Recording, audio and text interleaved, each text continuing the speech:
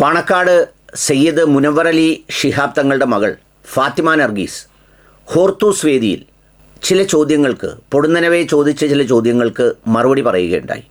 ആ മറുപടിയും ചോദ്യങ്ങളും കേട്ടാൽ ആർക്കും മനസ്സിലാവും അതൊന്നും ഒരു വെൽ പ്ലാൻഡ് സംഗതികളുടെ ഭാഗമല്ല, മറിച്ച് ഈ പറയുന്നത് പോലെ ചോദിച്ചു, ആ കുട്ടി മറുപടി പറഞ്ഞു. ഇത് പറയുന്നതിന് മുമ്പ് ഒരു ഫ്ലാഷ് ബാക്ക് പോലെ നമ്മൾ ആലോചിക്കേണ്ടത്, നമ്മൾ വിമാനം പറത്തിയ ഒരു പെൺകുട്ടിയെ നമ്മൾ വല്ലാതെ ആഘോഷിച്ചു. നേരത്തെ ഒന്നുമാണെങ്കിൽ ഒരു 25 വർഷങ്ങൾക്ക് മുമ്പാണെങ്കിൽ ആഘോഷിക്കപ്പെടില്ലായിരുന്നു എന്ന് നമുക്കെല്ലാവർക്കും അറിയാം. പക്ഷേ ഇപ്പോൾ ആഘോഷിച്ചു. അതും തീർന്നില്ല. ഈ ഖദീജ പാട്ട് പാടിയ മറ്റൊരു മോളെ വളരെ ആവേശപൂർവ്വം നൂറുകണക്കിന് ആളുകൾ ആ പാട്ട് പങ്കുവെച്ച് ആഘോഷപൂർവ്വം സന്തോഷപൂർവ്വം ഒക്കെ നമ്മൾ ആഘോഷിക്കുകയുണ്ടായി. നമ്മുടെ അന്താരാഷ്ട്ര വേദിയിൽ കുതിരയോട്ട മത്സരത്തിൽ കുതിര സവാരിയിൽ മികച്ച വിജയം നേടിയ മറ്റൊരു മകളെയും മലപ്പുറത്തിൻ്റെ അഭിമാനമായി നമ്മൾ അവതരിപ്പിച്ചു. മെഹുവ മൊയ്ത്ര കൈയടിക്കുമ്പോൾ, മെഹുവ മൊയ്ത്ര തീപ്പൊരി പ്രസംഗങ്ങൾ നടത്തുമ്പോൾ അതിൻ്റെ ക്ലിപ്പുകളാക്കി നമ്മൾ ആഘോഷിക്കാറുണ്ട്. ഏതെങ്കിലും ഒരു പെൺകുട്ടി ഖുർആൻ ഓതുകയോ മാപ്പിളപ്പാട്ട് പാടുകയോ ചെയ്താൽ അത് ഇതര സഹോദര സമുദായത്തിൽപ്പെട്ടവരാണെങ്കിൽ വളരെ ശ്രദ്ധാപൂർവം നമ്മൾ ആഘോഷിക്കാറുണ്ട്. പക്ഷേ 16 വയസ്സുള്ള ഫാത്തിമ നർഗീസ് എന്ന് പറയുന്ന ഒരു മകൾ ആ കുട്ടിയുടെ ഒരു അഭിപ്രായ പ്രകടനം നടത്തിയപ്പോഴേക്ക് പല കോണുകളിൽ നിന്ന് ആ മകളെയും അല്ലെങ്കിൽ അദ്ദേഹത്തിൻ്റെ പിതാവിനെയും പിന്നെ കത്തിപ്പടർന്നു നിൽക്കുന്ന ഷജിറാഭാവങ്ങളെയും പാണക്കാട് കുടുംബം അംഗീകരിക്കപ്പെടുന്നു എന്നുള്ളതിൽ വലിയ ആവലാതിയും വലിയ പ്രയാസവുമൊക്കെയുള്ള ഒരുപാട് ആളുകൾ അങ്ങ് പോസ്റ്റുകളും കമൻറ്റുകളുമായൊക്കെ രംഗത്ത് വരികയും ഒടുവിൽ മുനവ്വർ അലി ശിഹാബ് തങ്ങൾ ഒരു കുറിപ്പിടുകയും ചെയ്തു. അദ്ദേഹത്തിൻ്റെ കുറിപ്പ് നിങ്ങൾ വായിച്ചിട്ടുണ്ടാവും, ഞാൻ ആവർത്തിച്ച് വായിക്കുന്നില്ല.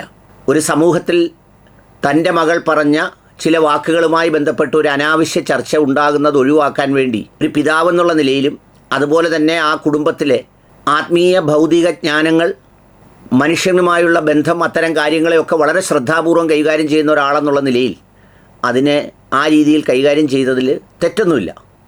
അങ്ങനെ ചെയ്യേണ്ടതാണ്, പ്രത്യേകിച്ച് മുനവ്വർ അലി ശിഹാബ് തങ്ങളെപ്പോലെ ഒരാൾ. പക്ഷേ എന്നെ അത്ഭുതപ്പെടുത്തിയ ഒരു കാര്യം എന്താണെന്ന് ചോദിച്ചാൽ, ഈ 16 വയസ്സുള്ള ഒരു മകൾ ഇത്തരമൊരു വേദിയിൽ ഇടം നേടി അവളുടെ കാര്യങ്ങൾ ഉറക്കെ പറയാൻ തുടങ്ങിയപ്പോൾ ഇതിനു മുമ്പ് ദൃശ്യങ്ങളിലെങ്ങും വരാത്ത കുടുംബങ്ങളിലെ ഒരുപാട് പെണ്ണുങ്ങളുടെ മഹത്വങ്ങൾ പറഞ്ഞാണ് ഈ കാലത്തെ വായിക്കുന്നത്. ഇത് വായിക്കുമ്പോൾ പെൺകുട്ടികൾ മാത്രമല്ല, ഇന്നതിനെ വിമർശിക്കുന്ന ഒരുപാട് പണ്ഡിത വരേണ്യന്മാർ അറിയേണ്ടത്, പണ്ടത്തെ കാലത്ത് ഫോട്ടോകളിലോ ഫ്ലെക്സ് ബോർഡുകളിലോ വരാൻ ഇഷ്ടപ്പെടാത്ത, അങ്ങനെ ഫോട്ടോയിൽ വന്നു പോയാൽ അത് നരകത്തിലേക്കാണെന്ന് വിശ്വസിക്കുന്ന ഒരുപാട് പണ്ഡിതന്മാരുണ്ടായിരുന്നു. അവരുടെയൊക്കെ കാലം കഴിഞ്ഞ് നിങ്ങളുടെ കാലം വന്നപ്പോൾ നിങ്ങൾ വ്യത്യസ്ത രൂപത്തിലും ഭാവത്തിലുമുള്ള പടങ്ങൾ വെച്ച് ആഘോഷിക്കുന്നു എന്ന് മാത്രമല്ല, ജുമായ്ക്ക് കുത്തുബ നിർവഹിക്കാൻ വേണ്ടി വരുന്നത് പോലും റീലിൻ്റെ അകമ്പടിയോടെ മാപ്പിളപ്പാട്ടുകളാക്കി എല്ലാ പോരീഷയോടും കൂടി ആഘോഷിക്കപ്പെടുകയും അതിനുവേണ്ടി പ്രത്യേകമായ IT ടീമുകളെയും വെച്ച് പണിയെടുക്കുന്ന, ഓവർ ടൈം പണിയെടുക്കുന്ന നിങ്ങളെപ്പോലെയുള്ള ആളുകൾക്ക് ആ മാറ്റത്തെക്കുറിച്ച് പറയാൻ എന്ത് യോഗ്യതയുള്ളത്? വ്യാജ നിർമ്മിതികൾ, AI നിർമ്മിതികൾ, പരസ്പരം ദീനുള്ള മനുഷ്യർ സംസാരിക്കുന്ന അല്ലെങ്കിൽ ഒരു ദീനിയായ സംഘടനയ്ക്ക് അകത്ത് നടക്കുന്ന സംസാരങ്ങൾ ചോർത്തിക്കൊടുക്കൽ, രേഖ തിരുത്തൽ, പൊതുപണം മോഷ്ടിക്കൽ, ആ മോഷ്ടിച്ചത് ശരിയാക്കാൻ വേണ്ടിയിട്ട് ഭരണസിരാ കേന്ദ്രങ്ങളുടെ പിന്നാലെ നടന്ന് അതിനുവേണ്ടി വിടുപണി ചെയ്യുന്നവർ. ആ കാലത്ത് ഒരു 16 വയസ്സുള്ള കുഞ്ഞ് എല്ലാ കരുത്തോടെയും എല്ലാ അഭിമാനത്തോടെയും ഒരു വേദിയിൽ വന്നിരുന്ന് ആത്മവിശ്വാസത്തോടെ സംസാരിക്കുന്നത് പ്രവാചകൻ്റെ കാലഘട്ടത്തിലെ സ്ത്രീരത്നങ്ങൾക്ക് ലഭിച്ച സ്വാതന്ത്ര്യത്തിൻ്റെയും അവകാശത്തിൻ്റെയും, അതുപോലെ തന്നെ സ്വഹാബത്തിൻ്റെ മുന്നിൽ എഴുന്നേറ്റ് നിന്ന് തൻ്റെ അവകാശത്തെക്കുറിച്ച് സംസാരിക്കാൻ, അതിനുവേണ്ടി തർക്കിക്കാൻ, വാദിക്കാൻ യാതൊരു മടിയുമില്ലാത്ത ആ ഉജ്ജ്വലമായ ഭൂതകാലത്തിൻ്റെ തുടർച്ചയാണ് ഇത് എന്ന് കാണാനാണ് എനിക്കിഷ്ടം. അതാണ് ശരിയും. അവിടെയാണ് ഈ പറയുന്ന സംഗതികളൊക്കെ ചെയ്യേണ്ടത്. എന്നാൽ ഇങ്ങനെ ഒരു അവസരം കിട്ടിയപ്പോൾ തന്നെ ആ കുട്ടിക്ക് ഒന്നെങ്കിൽ 2 നിലപാട് സ്വീകരിക്കാം. ഒന്നെങ്കിൽ ആ കുട്ടി പറഞ്ഞത് ശരിയെന്ന് വിശ്വസിക്കുന്നവരുണ്ടെങ്കിൽ അങ്ങനെ വിശ്വസിച്ചോട്ടെ, അല്ലെങ്കിൽ ആ കുട്ടി പറഞ്ഞതിൽ തിരുത്താവശ്യമുണ്ടെന്ന് വിശ്വസിക്കുന്നവർ വളരെ മാന്യവും പക്വവുമായി തിരുത്തുന്നതിന് പകരം എത്ര തറ നിലവാരത്തിലേക്ക് പോയാണ് ആ കുട്ടിയെയും ആ കുടുംബത്തെയും ആക്ഷേപിക്കാൻ ചിലർ ശ്രമിച്ചത് എന്ന് കാണുമ്പോൾ എനിക്ക് അത്ഭുതമൊന്നുമില്ല. ഈ സമൂഹം എത്തി നിൽക്കുന്ന ഈ സമൂഹം സംഭവിച്ചുകൊണ്ടിരിക്കുന്ന ജീർണതയുടെയും അധപ്പതനത്തിൻ്റെയും അവസാനത്തെ ആളിക്കത്തലാണിത്.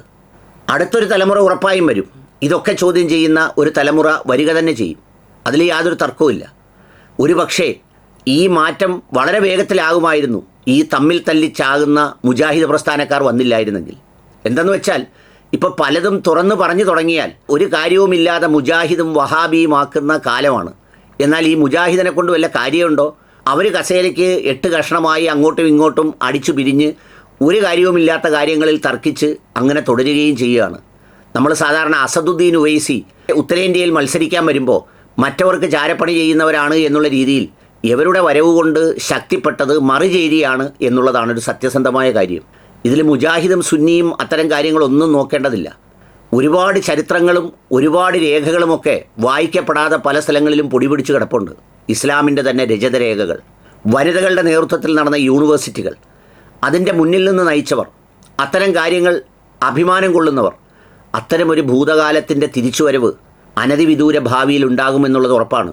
ഒരു 25 വർഷം മുമ്പ് നമുക്ക് ചിന്തിക്കാൻ പറ്റുമായിരുന്നോ ഇത്രയും പണ്ഡിതന്മാരുടെ പേരുള്ളവർ, മേൽവിലാസമുള്ളവർ ഇങ്ങനെ ചിത്രങ്ങളിലും വീഡിയോകളിലും റീൽസുകളിലും അഭിരമിക്കുമെന്ന്?